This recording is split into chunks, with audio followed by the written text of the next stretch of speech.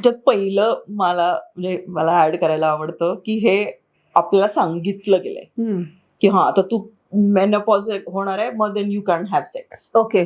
और now you are menopausing so you will not have sex. Okay. म्हणजे हे इतकं आपल्याला बिंबवलं गेलंय की probably if there is a libido I am deciding की I don't have the libido. Okay, म्हणजे पहिल्यांदाच ठरवायचं म्हणजे की आधीच ठरवून टाकलंय की प्रत्येकालाच असं होतं असं काही नाहीये. ओके. की प्रत्येकालाच मेनोपॉज फेज मध्ये हे होणार आहे किंवा तिची इच्छाच नसणार आहे, डिझायर नसणार आहे, असं काही नाही आहे. कारण किती आपण बघतो ना, देयर इज सो मच. आता मेनोपॉजला पण खूप जास्ती इम्पॉर्टन्स दिलं पाहिजे. मी म्हणत नाही की नाही दिला पाहिजे असं नाहीये. ग्लोरिफाय थोडस झालंय. ट्रेंड.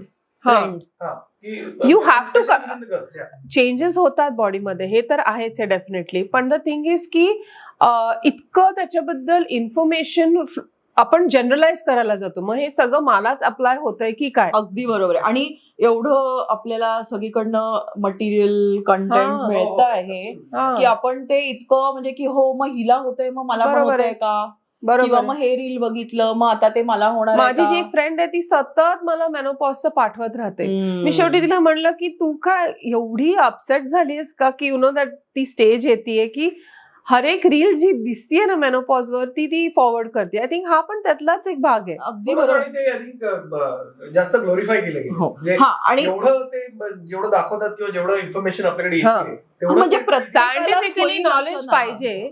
पण ते जसं आपण नाही का बघतो की एक सिम्पटम बघितलं की त्याच्यामुळे काही आजार होऊ शकतात. हे थोडं सायकोलॉजिकल पण कधीतरी घडतायत गोष्टी. ऑफकोर्स अवेअरनेस आणि एज्युकेशनची कमी आहे की दोघा पार्टनर्सला की मेनोपॉज असो किंवा इव्हन अगदी मी तर म्हणेन पिरियड्सचं पण जे काही जी वुमन इज गोइंग थ्रू ते पुरुषाला पण माहिती असणं गरजेचं आहे. करेक्ट. सो मेनोपॉज मध्ये काय करायचं हे पुरुषाला माहिती पाहिजे की इतर वेळी काय करायचं हे सगळं माहिती असलं पाहिजे. तर both the partners need to be educated about.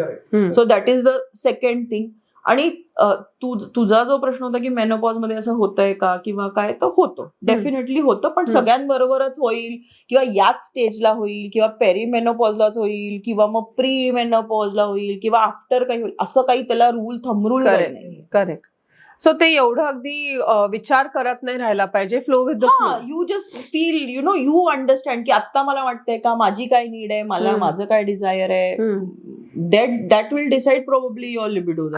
Correct. So अजून एक म्हणजे या सगळ्या ह्याच्यात जेव्हा आपण स्त्रीची जर्नी म्हणतो किंवा म्हणजे तिची जे काही की पिरियड्स आहेत, प्रेग्नन्सी आहे, पोस्ट डिलिव्हरी आहे, मग परत मेनोपॉज आहे, ह्या सगळ्या ह्याच्यात आय फील की द मॅन इज सफरिंग. म्हणजे अगेन मी पुरुषांची साईड घेणार नाही किंवा बायकांना असं खाली दाखवत नाहीये. पण मग ह्याच्यात बायकांचा पण खूप मोठा रोल आहे की जेव्हा आपण म्हणतो की मग अफेअर्स होत आहेत किंवा या गोष्टी काही घडतात. So these are the very sensitive times की जिथे हे स्लिप्स घडतायत. So it is not just for the sex purpose but because the physical attachment कमी होतीये. त्यामुळे मग इमोशनली पण मग मला नाही वाटत की तुझ्याबरोबर टाइम स्पेंड करावा असं होतंय.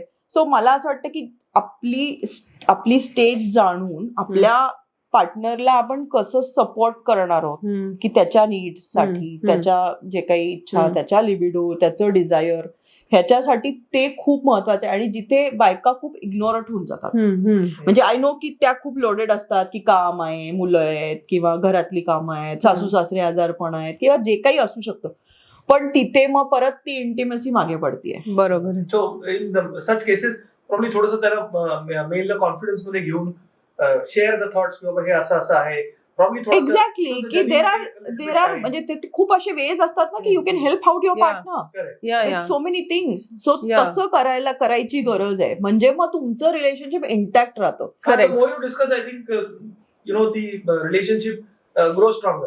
की म्हणजे पुरुषाला कळतंय की ओके असं नाहीये की तिला इच्छाच नाहीये पण आता तिला वेळ नाहीये. ओके.